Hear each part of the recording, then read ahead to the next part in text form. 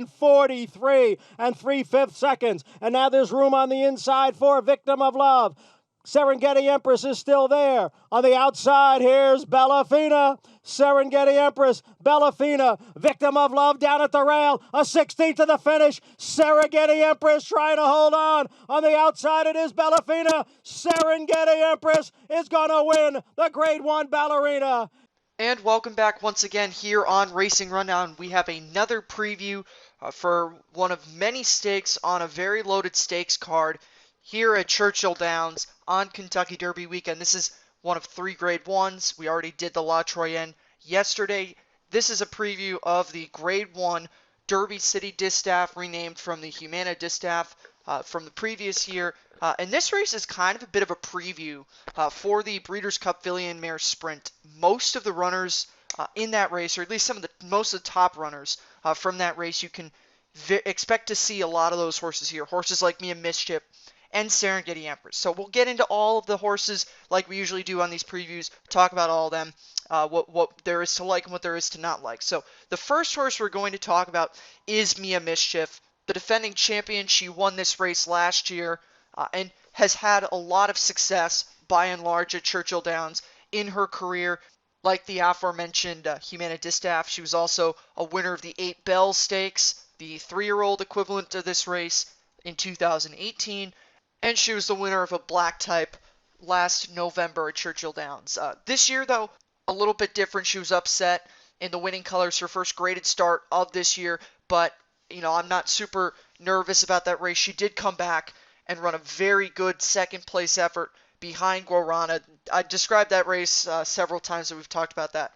Is she ran too good to lose there. Guarana is just a supremely talented filly, but Mischief did a really nice race to be second there. She had some excuses in the winning colors, her one start this year at Churchill Downs, and prior to that at Oaklawn Park she won the Carousel. So she's had a good year overall. She's one of the top contenders of this race for a reason. Like I mentioned, she won it last year, so lots of good things to say about Mischief. The next horse is the number 2. She's so majestic. She's coming into this race off of a win in an allowance race at Ellis Park, a length and a quarter winner there. One start this year at the allowance level at Churchill Downs, she was 6th. She did win a claiming race over the track earlier in the year. I'm just not the biggest fan of her. I think that, she's a horse that's kind of below the top level horses in this race. But she is 3 for 5, and she is coming out of that win at Ellis. So if you like that win at Ellis, then you can definitely look the angle with her. The 3 is Wildwood's Beauty, a horse that definitely has an outside chance in this race, but has run some really good efforts this year. She was 4th in Madison, the Grade 1 at Keeneland that I already talked about with Mischief, and she has 2 really good placing efforts in stakes at Gulfstream, in the Inside Information, and in the Hurricane Birdie.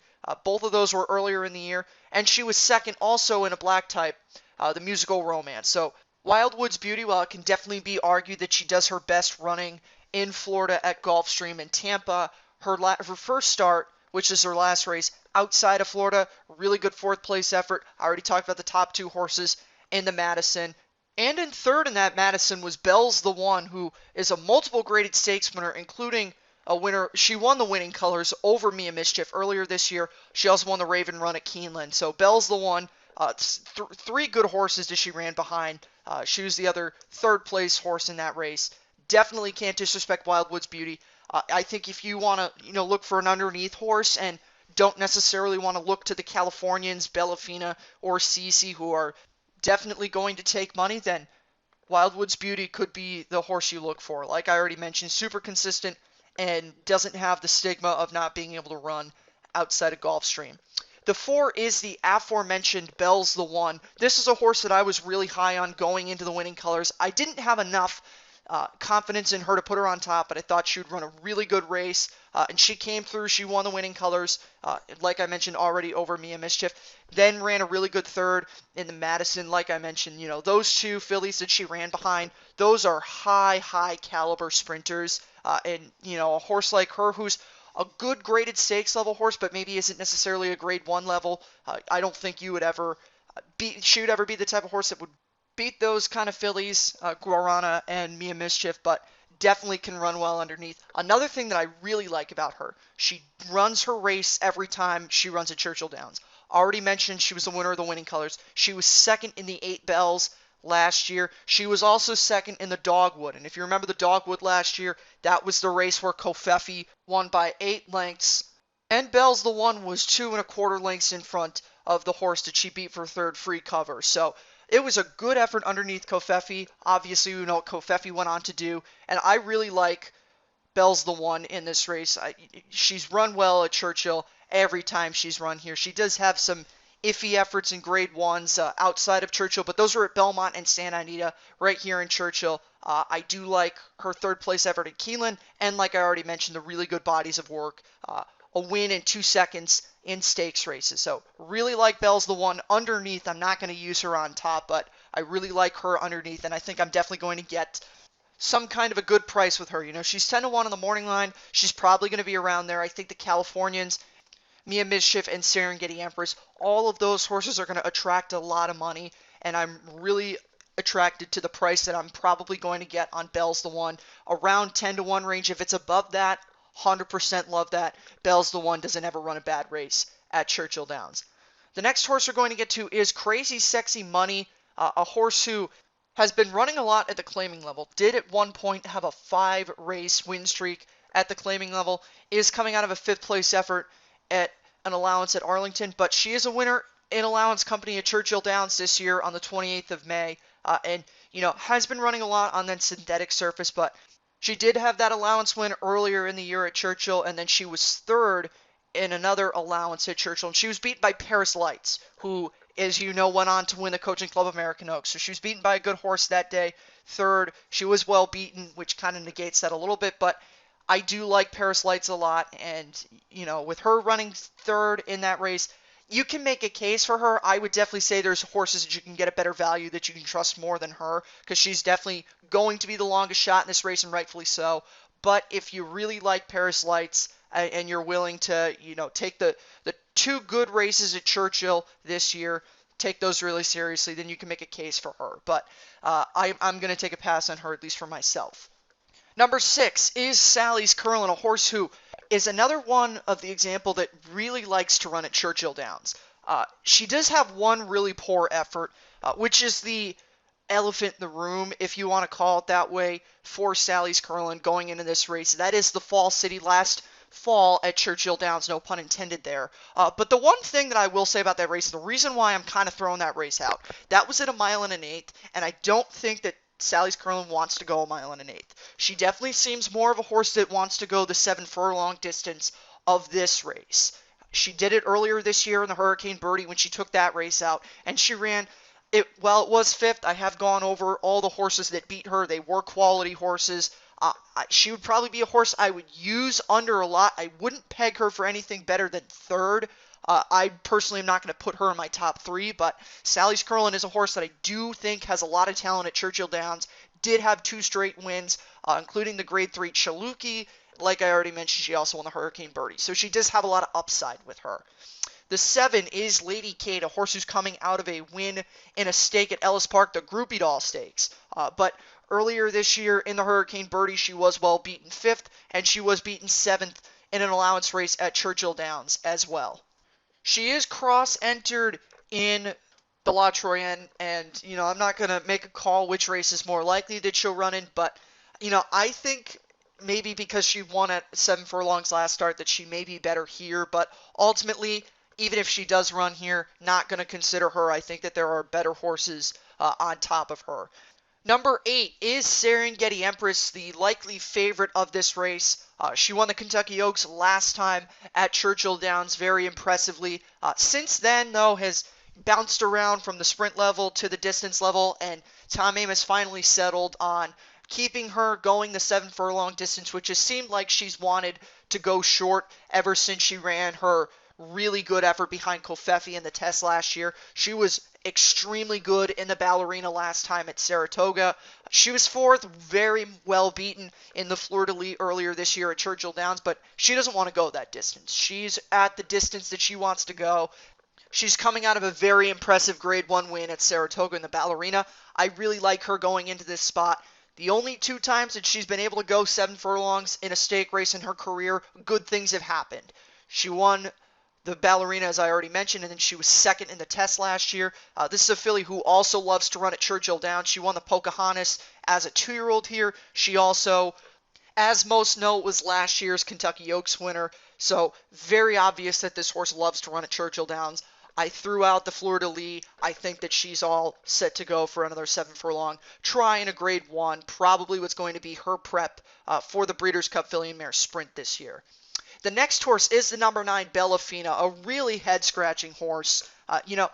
General wisdom suggests, and I still stand by this, that I think Bellafina definitely does run better in California. It's obvious. She's never won a race outside of California, but she does have 2 good placing efforts in grade 1s, but both of those races came at Saratoga. Her 2 starts at Churchill Downs left a lot to be desired. She was 4th in the Juvenile Fillies last year. She was 5th in the Kentucky Oaks.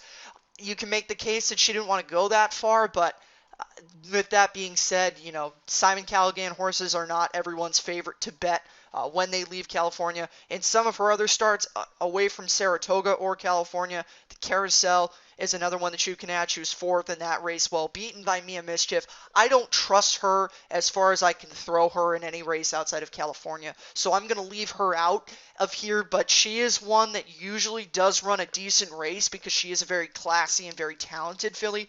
I just don't trust her enough to use her here. And the final horse we're going to get to is Cece, a horse who earlier this year took out the Grade 1 Apple Blossom going a mile and a 16th over Serengeti Empress and a lot of other really talented fillies in there who, that was one of the better races of the earlier half of the year.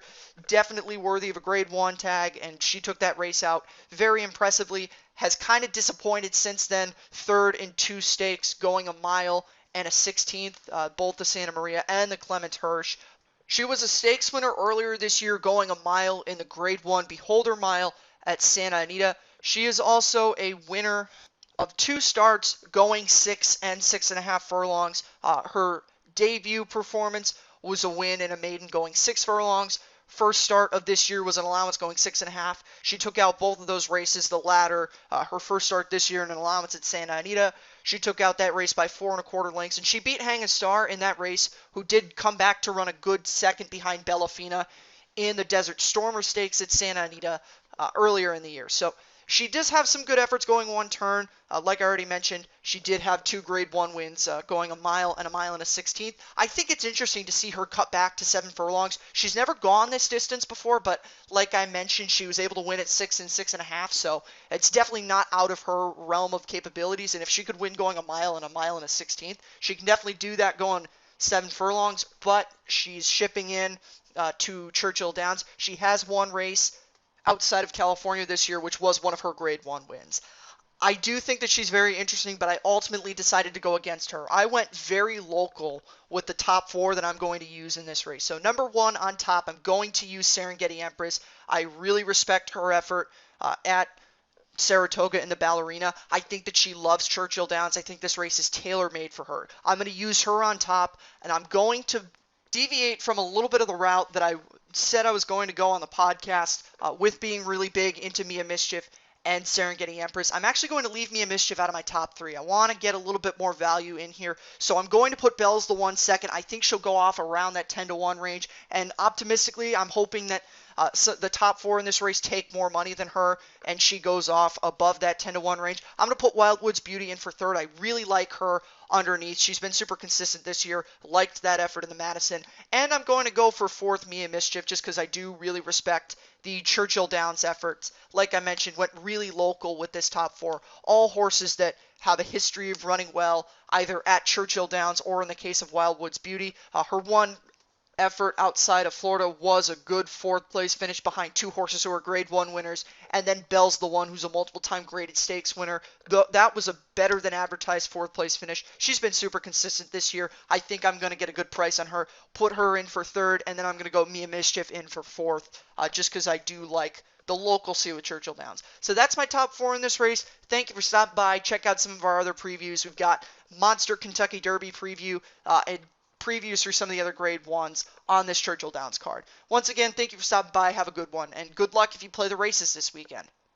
In behind horses, Bell's the One is swinging wide into 6 off the far turn. First Star striding forward for the lead from Irish Mischief. Bell's the One runs at her from the outside. Royal Charlotte has to change lanes again to the far outside. Bell's the One has taken the lead in deep stretch. The Lexus Raven Run. Bell's the One. Corey Lannery 13-1 to spring the upset. First